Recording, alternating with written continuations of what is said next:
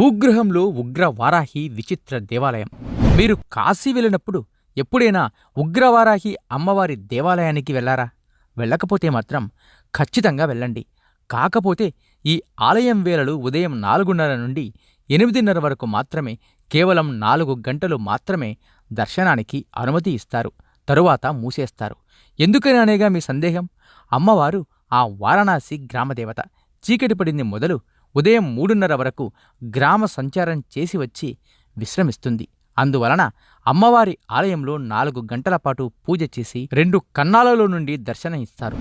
ఒక కన్నంలో నుండి చూస్తే అమ్మవారి ముఖ భాగం, రెండవ కన్నంలో నుండి చూస్తే పాదాలు దర్శనం ఉంటుంది. అమ్మవారికి పూజ చేసే పూజారి మాత్రం నిమిషాల వ్యవధిలో అలంకరణ హారతి ఇచ్చేసి సెల్లార్లో నుండి బయటకు వచ్చేస్తాడు. ఆ తరువాత ఆ కన్నాలలో నుండి దర్శనానికి అనుమతి ఇస్తారు. మొన్నీ మధ్య జరిగిన ఒక సంఘటన ఇక్కడ చెప్పుకోవాలి. కొత్తగా పెళ్ళైన జంట కొన్ని నెలల క్రితం అన్ని దేవాలయాలు దర్శనం చేస్తూ వారణాసి వచ్చి ఈ దేవాలయాన్ని సందర్శించారు. పూజారి ఎప్పటిలాగే కన్నంలో నుండి చూడమని చెబితే వినలేదు. పైపిచ్చు మూర్ఖపు వాదనకు దిగారు. అమ్మవారు ఉగ్రరూపంలో ఉంటుందా?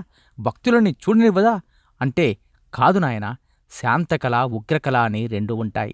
శాంతకళతో ఉన్న అమ్మవారిని ఎదురుగా వెళ్ళి దర్శనం చేసుకోవచ్చు. ఉగ్రకళ అంటే దుష్ట సంహారార్థం ఎత్తిన అవతారం. ఆ కళని సామాన్యులు తట్టుకోలేరు. నేను వెళితేనే ఆ కళ తట్టుకోలేక త్వరగా ముగించి వచ్చేస్తాను. సూర్యుడిని ఉదయం చూసినట్టు మధ్యాహ్నం చూడలేము. ఉదయం ఉన్నది ఆ సూర్యుడే, మధ్యాహ్నం ఉన్నది ఆ సూర్యుడే కదా అని చూస్తాను అంటే సాధ్యమేనా? కళ్ళు టపాసులా పేలిపోతాయి, దృష్టి పోతుంది.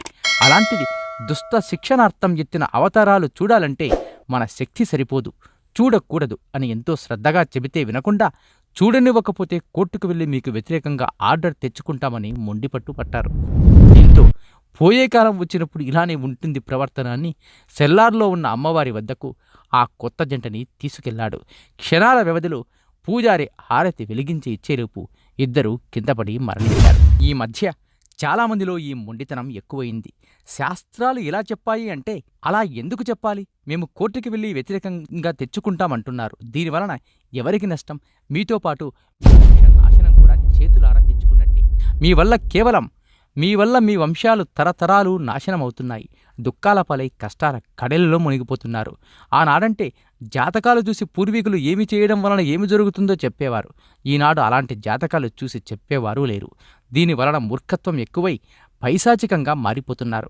సమాజం మీద ద్వేషం పెంచుకుంటున్నారు. ఇది మీకు కానీ వంశానికి కానీ మంచిది కాదు. శాస్త్రం ఇలా చెప్పింది అంటే అలానే చేయాలి. ఎదురెళితే నష్టపోయేది మీరే, మీ వంశంలోని వారే. దుష్టశక్తులను అంతం చేయాలంటే శాంతంగా ఉంటే దుష్టశక్తులు ఉంటాయా? మీరు శాంతంగా ఉన్నారు కాబట్టి ఉంటామంటాయా? ఇంకా రెచ్చిపోతాయి. ఈ ఉగ్ర వారాహి అమ్మవారిని పూజిస్తే దుష్టశక్తుల బెడద ఉండదు. ఎవరైనా దుష్ట మీద చేసిన వారికే బిడిసి కొడతాయి. కోర్టు కేసులు సమసిపోతాయి అని శాస్త్రం. ఎలా వెళ్ళాలి? పడవలో వెళితే మన్మందిర్ ఘాట్ దగ్గర దిగి మెట్లెక్కి కుడి చేతి వైపు నుండి వెళ్ళొచ్చు.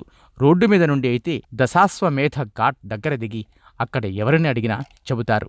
ఉగ్ర వారాహి అమ్మవారి దేవాలయం, వారణాసి. నీలో నీకు నమ్మకం కలిగినప్పుడే నీవు దేవుడిని నమ్మగలవు. శతం జీవ శరదో వర్ధమాన, శతం హేమంతాన్ శతం వసంతాన్.